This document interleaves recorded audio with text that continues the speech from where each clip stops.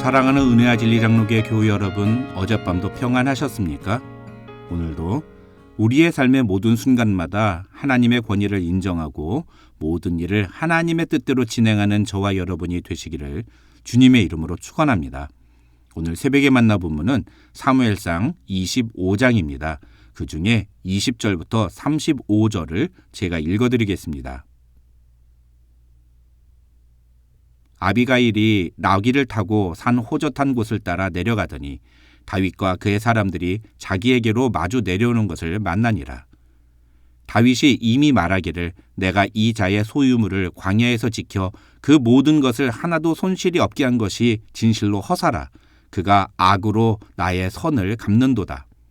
내가 그에게 속한 모든 남자 가운데 한 사람이라도 아침까지 남겨두면 하나님은 다윗에게 벌을 내리시고 또 내리시기를 원하노라 하였더라.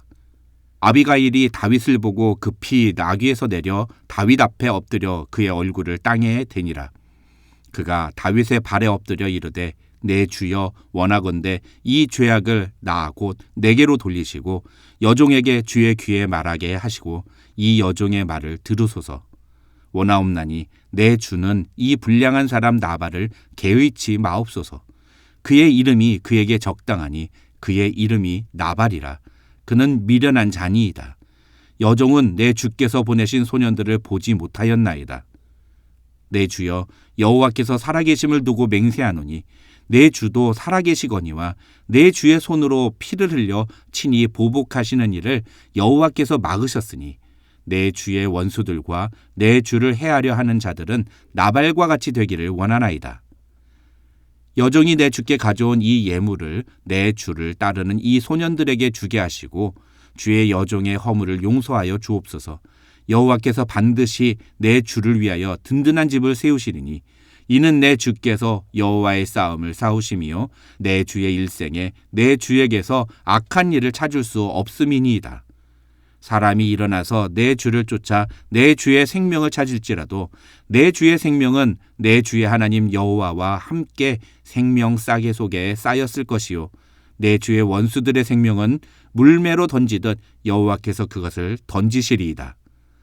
여호와께서 내 주에 대하여 하신 말씀대로 모든 선을 내 주에게 행하사 내 주를 이스라엘의 지도자로 세우실 때에 내 주께서 무죄한 피를 흘리셨다든지 내 주께서 친히 보복하셨다든지 함으로 말미암아 슬퍼하실 것도 없고 내 주의 마음에 걸리는 것도 없으시리니 다만 여호와께서 내 주를 후대하실 때에 원하건대 내 주의 여종을 생각하소서 하니라.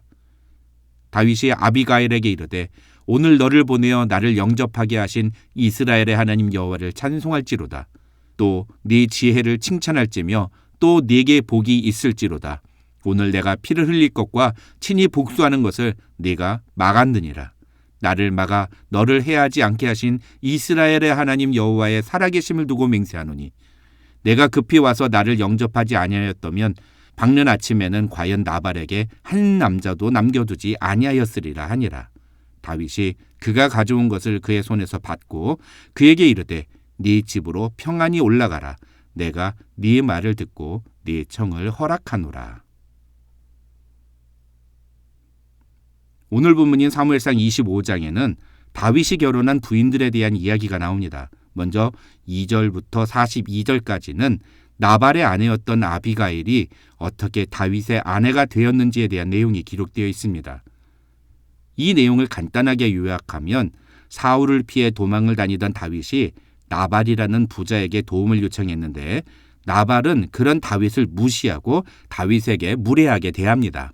그래서 다윗이 심히 분노하면서 나발을 죽이려고 하는데 그 과정에서 나발의 아내인 아비가일이 지혜롭게 대처하여 위기를 넘깁니다. 하지만 결국 나발은 하나님이 직접 치셔서 죽게 되고 나발의 아내 아비가일은 다윗의 새로운 왕비가 된다는 것이 2절부터 42절의 내용입니다. 그 다음 43절에는 이스라엘 아히노암이라는 여성이 다윗의 또 다른 아내가 되었다는 내용이 나오고 마지막 44절에는 다윗의 본처였던 미갈이 사울 왕의 결정에 따라 다른 남자에게로 시집을 가게 되었다는 내용이 기록되어 있습니다. 이렇게 사무엘상 25장에는 다윗과 그의 아내들에 대한 이야기가 핵심이지만 이 본문을 읽는 대부분의 사람들은 누구나 다윗의 아내들보다는 나발과 아비가일에게 주목합니다. 먼저 3절을 보면 성경은 나발을 완고하고 행실이 악한 사람이라고 묘사하고 있습니다. 그에 반해 그의 아내인 아비가일은 총명하고 용모가 아름답다고 표현합니다. 다시 말해서 이 3절은 오늘 본문 사무엘상 25장이 이야기하려는 내용인 미련한 나발과 지혜로운 아비가일을 비교해주고 있는 구절이라고 할 수 있는 것입니다. 먼저 나발의 미련함에 대해 살펴보겠습니다. 오늘 본문에서 소개하는 나발의 가장 큰 문제는 선을 악으로 갚았다는 것입니다. 21절을 보면 다윗은 나발에 대해서 내가 이자의 소유물을 광야에서 지켜 그 모든 것을 하나도 손실이 없게 한 것이 진실로 허사라.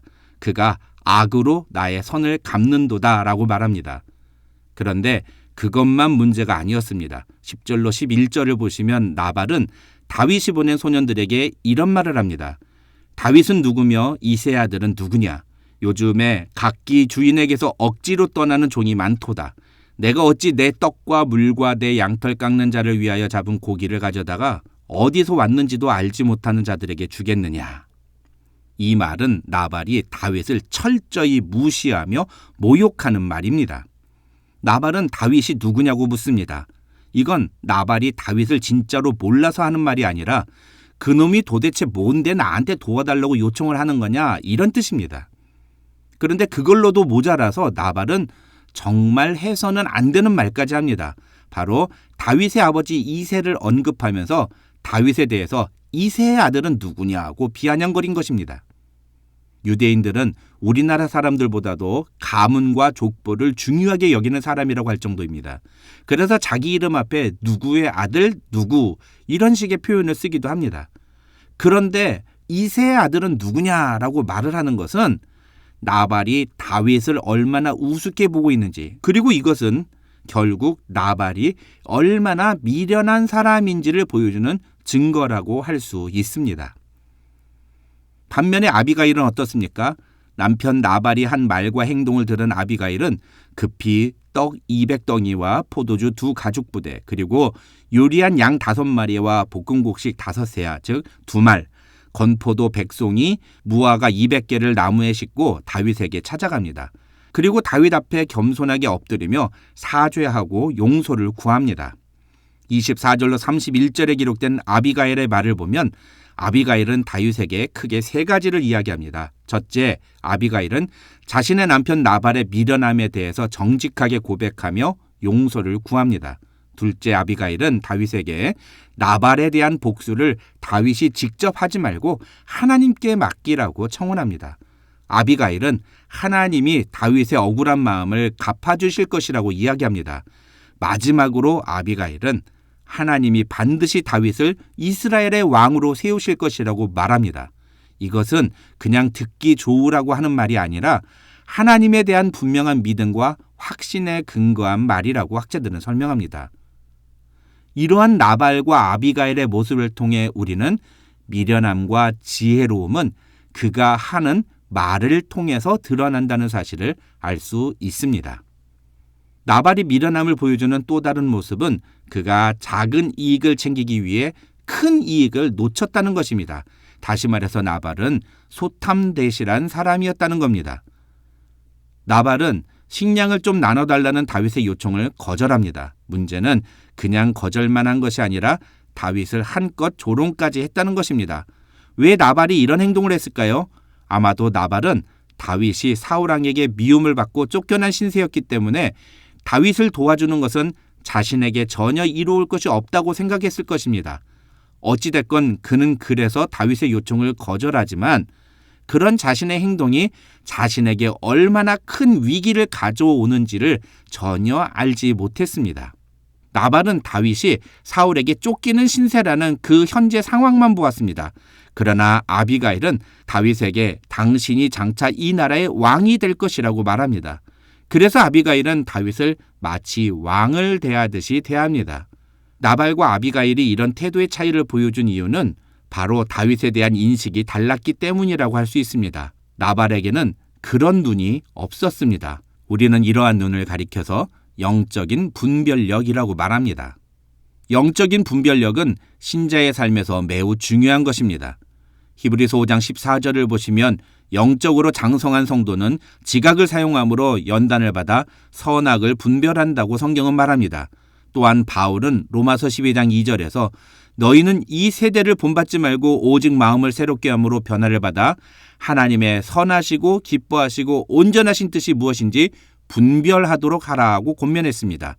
성숙한 신자의 모습은 결국 어떠한 상황이나 진리를 분별할 줄 아는 영적인 분별력에 달려 있다고 할 수 있습니다. 미련한 자는 상황을 옳게 분별하지 못합니다. 그래서 해서는 안 되는 말까지 막 해버립니다.